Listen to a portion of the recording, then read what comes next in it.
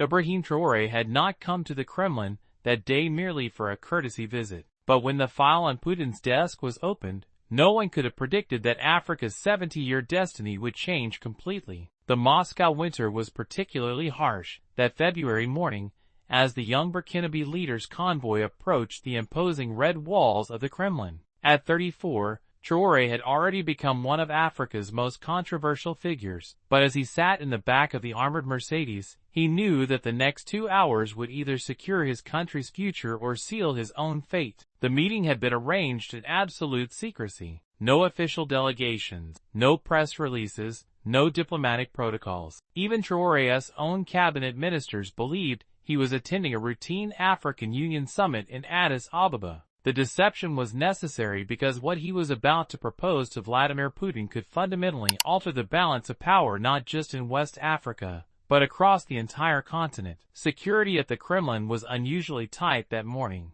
FSB agents had swept the building 3 times, and even Putin's closest advisors were kept away from the designated meeting room. The Russian president had specifically requested that no interpreters be present, as both leaders were fluent in French, and the conversation was deemed too sensitive for additional ears. As Traoré was escorted through the grand corridors of the Kremlin, his mind raced through the events that had led to this moment. 6 months earlier, his intelligence chief had intercepted communications that revealed the true scope of Western plans for Burkina Faso. It wasn't just about removing him from power or reversing his anti-French policies. The documents showed a coordinated effort to permanently fragment West Africa, ensuring that no single leader could ever again challenge Western hegemony in the region. The intelligence files contained detailed psychological profiles of every significant African leader, including Traoré himself. Western analysts had studied his speeches, his relationships, even his private conversations with his wife. They knew about his late-night reading sessions studying Thomas Sankara's writings. They even knew about his fear that he might suffer the same fate as his predecessors, who had dared to dream of genuine African independence. What disturbed him most was the clinical nature of their planning. Africa wasn't seen as a continent of nations and peoples, but as a resource extraction zone to be managed efficiently. The documents referred to African leaders as assets, obstacles, or unknowns, to be classified and handled accordingly. African populations were described as labor pools and consumer markets, rather than human beings with aspirations and rights. The revelation had shaken Traoré to his core. He had always known that his Pan-African vision would face opposition, but the extent of the conspiracy was breathtaking. Western intelligence agencies, working through carefully cultivated local assets, had developed a 20-year plan to systematically weaken every government in the Sahel region. The strategy was diabolically clever. Rather than crude military interventions, this new approach relied on creating conditions for African nations to destroy themselves. Coups would be orchestrated to appear as organic expressions of popular discontent. Economies would be destabilized through seemingly natural market forces. Ethnic conflicts would be inflamed by social media campaigns and carefully planted provocations, all designed to prevent the emergence of a unified, self-sufficient West Africa. Putin was already seated when Traoré entered the oak-paneled room. The Russian president rose to greet his guest, his expression carefully neutral despite the curiosity burning in his pale blue eyes. At 71, Putin had met countless world leaders, but there was something different about this young African revolutionary that intrigued him. "President Traoré,"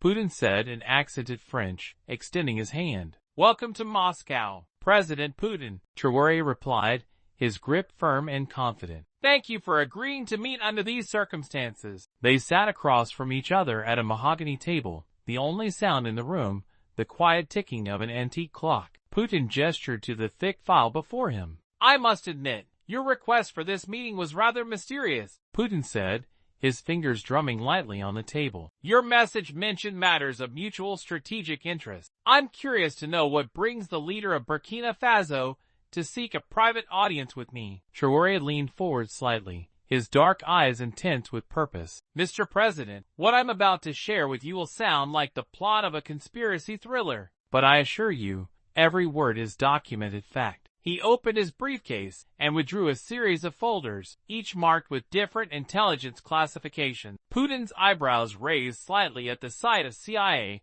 and French DGC stamps on some of the documents. 3 weeks ago, our security services intercepted a series of encrypted communications between Western intelligence agencies. Traoré began. What we discovered was not just a plan to remove me from power, but a comprehensive strategy to prevent the emergence of any genuinely independent African leadership for the next generation. He paused, watching Putin's reaction carefully. The Russian president's face remained impassive, but Traoré caught a slight tightening around his eyes that suggested complete attention. The operation has multiple phases. Traoré continued, opening the first folder. Phase 1 involves psychological warfare designed to undermine public confidence in African leadership. Western-funded media campaigns portray any African leader who challenges the established order as corrupt or authoritarian. Phase 2 escalates to economic pressure, aid cutoffs, investment freezes, currency manipulation designed to create popular unrest. Putin leaned forward slightly, his posture indicating increased interest. Phase 3 is where things become deadly, Traoré said grimly. If economic pressure fails to produce compliance, Western intelligence agencies activate what they call organic regime change, supporting opposition figures, funding protest movements, and if necessary, facilitating military coups. The beauty of the system, from their perspective, is that it always appears to be Africans choosing their own destiny. Putin remained silent, but his attention was now fully focused. As a former KGB officer, he recognized the sophisticated nature of what he was being shown. This wasn't crude Cold War-era manipulation. This was something far more subtle and potentially more devastating. Traoré spread the documents across the table. Operation Sahel Fragment, he said, pointing to one particularly damning file. A joint CIA-French intelligence operation designed to create permanent instability across West Africa. The plan involves supporting carefully selected coup plotters, funding separatist movements, and systematically eliminating any leader who shows signs of genuine Pan-African thinking. Putin picked up one of the documents, his expression growing darker as he read. The file detailed how Western powers had already implemented similar strategies in Libya, Mali, and the Central African Republic, with devastating results for regional stability. This is comprehensive, Putin admitted, though his tone remained controlled. But surely you didn't come here just to share Western intelligence with me. What exactly are you proposing? Traoré took a deep breath. This was the moment he had been preparing for. Mr. President, I believe Russia and Africa share a common interest in challenging Western hegemony. But I'm not here to ask for Russian troops or weapons. I'm here to offer you something far more valuable, a genuine partnership. Putin's eyes narrowed. Partnership? In what sense? The West has controlled Africa through 3 mechanisms, Traoré explained, counting on his fingers. Economic dependence through unfair trade agreements, political control through puppet leaders, and military dominance through permanent bases and intervention forces. I propose we systematically dismantle all 3. He opened another folder, revealing detailed economic projections. Burkina Faso's gold reserves are 3 times larger than official estimates suggest, estimates that were deliberately falsified by Western geological firms. We've recently discovered lithium deposits that could supply Europe's battery needs for decades, along with significant uranium reserves that have been kept secret for over 40 years.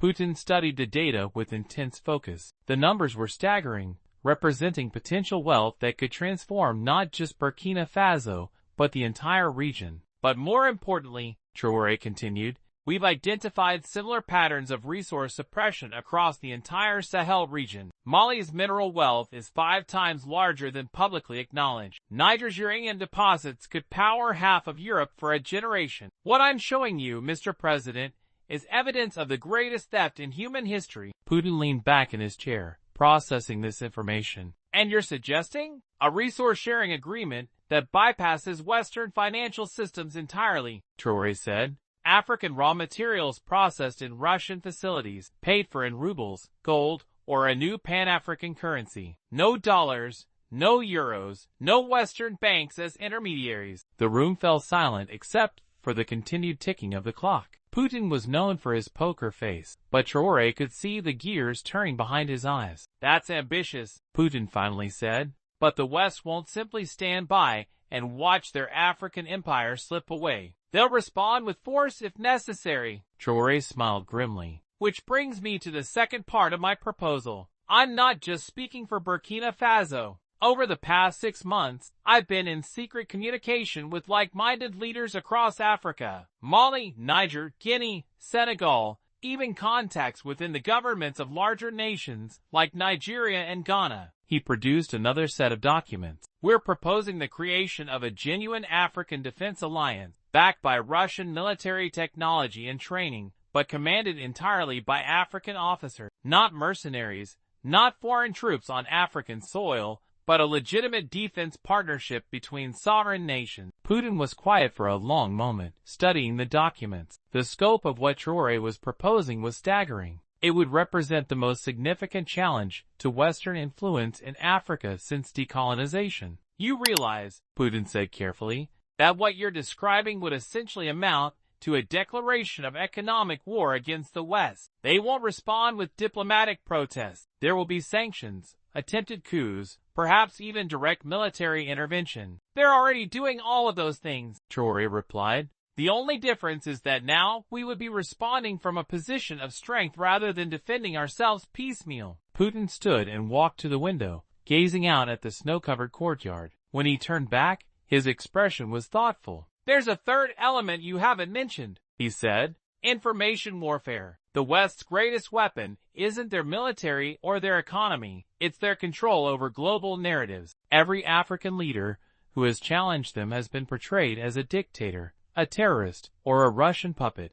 Traoré nodded. "Which is why we need a comprehensive media strategy. Russian Today and Sputnik have shown that alternative narratives can reach global audiences. We need African voices telling African stories, broadcast in African languages, funded by African resources." "You've given this considerable thought," Putin observed, returning to his seat. "But I have to ask, why Russia? China has deeper pockets and more development experience in Africa. Why not approach Beijing with this proposal?" For the first time in the meeting, Traoré's composure showed a crack of emotion. "Because China wants to be the new colonial master, not a genuine partner. I've seen their contracts, Mr. President. They'll loan us money to build infrastructure, but they'll own the infrastructure for 99 years. They'll extract our resources, but using Chinese workers, Chinese technology, Chinese management, leaving Africans as laborers in their own countries." He stood and began pacing, his diplomatic restraint giving way to revolutionary fervor. "Russia,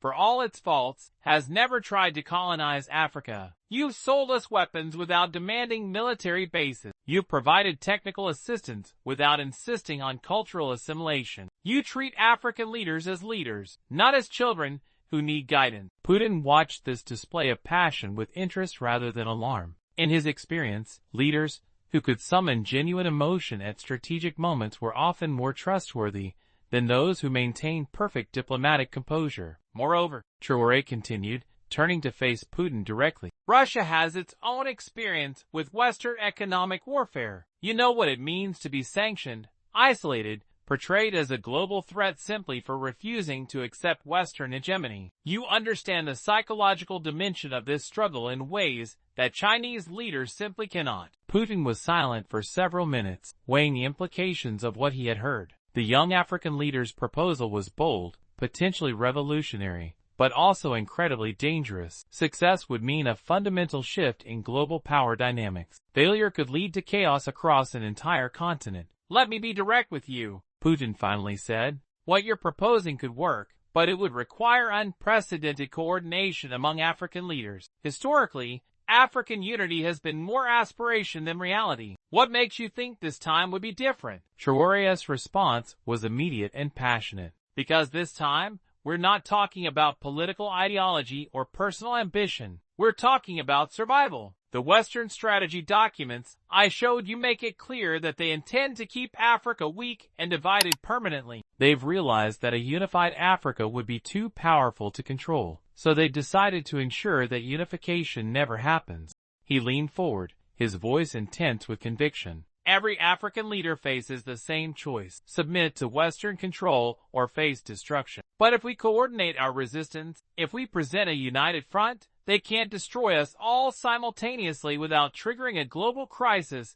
that would hurt them as much as us. Putin nodded slowly. And the timeline for this revolution? 18 months, Traoré replied without hesitation. That's how long our intelligence suggests we have before the West implements the final phase of Operation Sahel Fragment. After that, any coordinated resistance will become impossible. Putin was quiet again, his mind calculating the risks and opportunities. Finally he spoke. I'll need guarantees, he said. Binding commitments from at least 5 major African nations. Detailed economic projections showing that this partnership would be profitable for Russia, not just strategically valuable. And a clear exit strategy if the whole thing goes wrong. Traoré smiled for the first time since entering the room. I can provide all of that, Mr. President, but I need something from you as well, which is a public commitment that Russia will not abandon Africa the way the Soviet Union did after the Cold War. We need to know that this partnership will survive changes in Russian leadership,